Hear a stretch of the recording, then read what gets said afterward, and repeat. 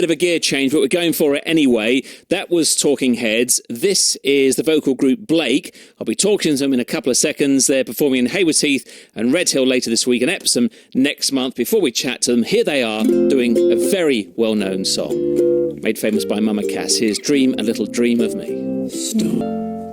Stephen Bowman and Ollie Baines from Blake are on the line now from London. Hello, you two. Hello.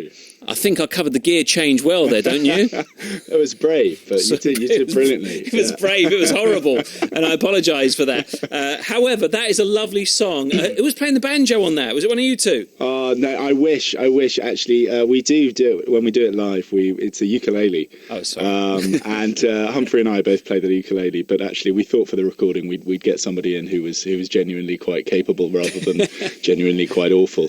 And actually, there are two instruments. There's a bass ukulele as well, which I'd never heard of before, but that's what gives that lovely bottom end sound to it.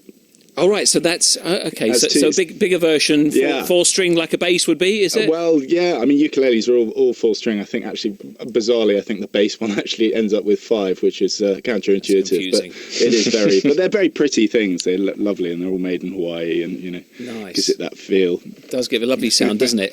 Anyway, good morning, gents. Thanks for joining us today. And I think you're following me, if I'm honest, because we've been out on a bus tour with the BBC bus last couple of weeks across Sussex, Surrey, North East Hampshire, and you're following hot in our footsteps. So we were in Redhill. You're going to be there on Saturday. We were in Epsom. You're going to be there on the 4th of November. We were in Worthing. You're going to be there on the 12th of December. The only place we didn't go that you're going is Haywards Heath this coming Friday. Look, we would be in the same place as you, but if you got to take away that restraining order. That's the thing. we want to be there with you. It's fine, but it's best we're kept apart, I think, to be honest with you. So the tour is underway. Songs from stage and screen. What have you got for us on this tour, boys? Well, it's all brand new. This is the lovely thing. I mean, a lot of people have come and heard a lot of Blake in terms of our classical and crossover music, which is something we love.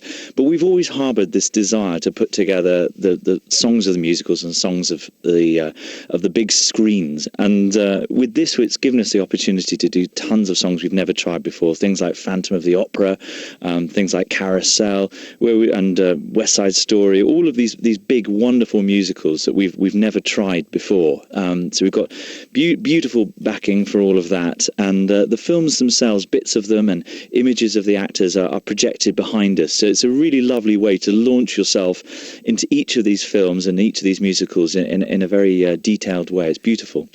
And do you stick to that kind of genre? Because when you say songs from the big screen, well, loads of movies have got some really big hits in them as well from, all eras, really, haven't they? So do you perhaps narrow it down to one particular golden age, if you like? Well, I mean, you've struck on something quite pertinent there, I guess, which is that actually, we've been doing this job for a decade now, and there are a lot of songs in our repertoire that we don't get to perform that often, or that people had asked for, and that we'd never got around to doing live very much.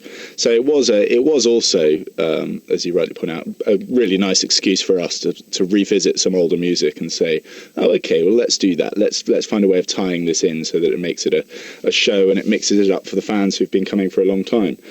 So yeah, there is that. But really, I mean, the whole point of our shows is that you do get a bit of variety, and people do like that, eclectic mix, jumping between different genres, as you just tried to do yourself. And all right, okay, and actually, no, I think it works really well. That's why I said it is brave, but people like it, and actually, people know what they're coming to see when they come and see us, so they expect it. So I wouldn't say it was any particular genre of golden age. I think we do like to mix it up and keep that variety in there. Yeah, I mean, we took certain composers like Ennio Morricone, for instance, who's one of the best film music composers of all time, and we've got 3 of his pieces in there, which come from 3 different decades. Yeah. And I think that for us, really, that there's a lot of unique film music that doesn't necessarily get heard very often. So it was a great opportunity for us to bring that in. And then when it came to linking all the songs together, people who know Blake concerts know that we love a lot of ad-lib banter that goes between all of the songs. And having this extra dimension, the films and the musicals, gives us the opportunity to go on these wonderful off-piece sections of dialogue. We have no idea where they're going, but they always end up somewhere. And there's some great anecdotes in the show about certain films and how they're made. And so it's a little bit of an education in the actual music and the films that they come from. Okay, I'll go and share one of those stories with us now. Pick a film and give us a bit of detail about the film that might surprise us. Well, I think one of my favourites is we do a piece in the show called Vide Cor Meum. And Vide Cor Meum is an incredible piece of opera music with a chorus behind us. And it comes from the film Hannibal. And we love talking about this film because it features, obviously, Hannibal Lecter himself, who's one of my favourite characters in the film. That was the follow-up to Silence of the Lambs, wasn't it? It was indeed, yes. One of the trilogy of books about Hannibal Lecter. And within that particular moment in the film, Hannibal Lecter's on the front row watching this beautiful piece of opera. Oh, yeah. And just behind him, about 5 rows behind, is a police officer who has worked out that it is actually Hannibal Lecter who's been committing all these atrocities across Florence. And there's a certain point in the lyrics of that song when we sing it. It's actually lyrics by Dante that refer to consuming somebody's heart. It's supposed to be a romantic gesture, but actually the literal translation is to eat someone's heart. And if you actually watch the film at that moment, that is when Hannibal Lecter turns around and winks at the police officer. It's a lovely moment. Knowing the lyrics and knowing what we're actually singing about that moment makes that scene even more chilling. I'm not sure what's more chilling, the fact that you think that's a lovely moment or that Hannibal Lecter is your role model. But what's even worse is he starts off that film, doesn't he, by eating the violinist because he played some bum notes. Absolutely. God, I like your film knowledge. That's another bit. It's probably a safer bet. But anyway. And the three of your voices, Stephen and Ollie, you're with us today, and Humphrey, who's not. How did you find that your blend worked? How did you get together and know that you three had something a bit special? Well, I mean, good question. When we started, God, when was it? 2007. Mm-hmm. We were all a bit younger. And I think we sort of did a bit of trial and error. We met on a cold April Monday morning at Guildhall School of Music and sang through some music, and then I think we did a cappella version of Moon River or something like that.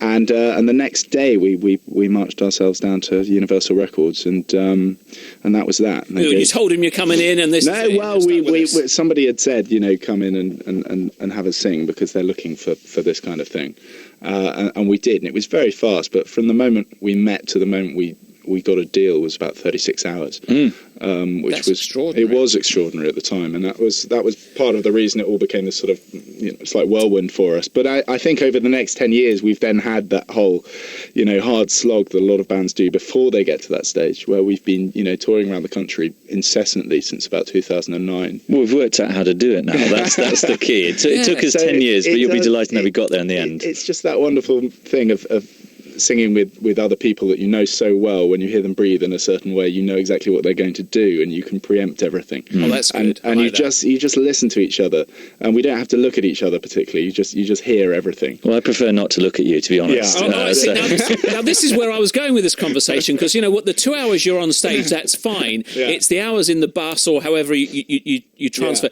and with a lot of bands that ends in punching each other in the head. It can do, but if you use 3 separate helicopters to get around, it evades all of that issue. There goes the profits. Yeah. I wish we've destroyed 2 of my cars over the years. In just in the number of miles we've put on them. But did we work out it's about 150, 160,000 miles we've driven? I think we must have within the UK. Within the UK, and a lot more overseas. But I think it's just time knowing each other, and you become family after a while, and family can actually argue without doing any damage. Because you can have those moments of silence where actually you don't need to speak to fill in the gaps. Yeah, of course, 6-hour car absolutely. journey. Do you know what we do on our long car journeys?